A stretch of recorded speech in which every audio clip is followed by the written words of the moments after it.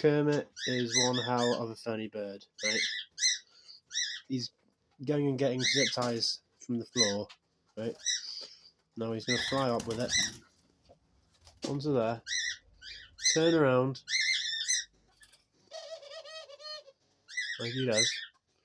He's going to fly into the cage and hand it over to Ali.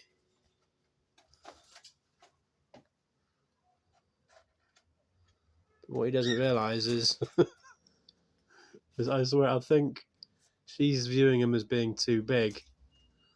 Because a minute ago, there weren't any on the floor. So I think in a few minutes she's probably going to pick it out and drop it down there, which will just lead him to going back out and getting it again. The cycle just repeats. So I think she's not going to do it. Oh, watch, look.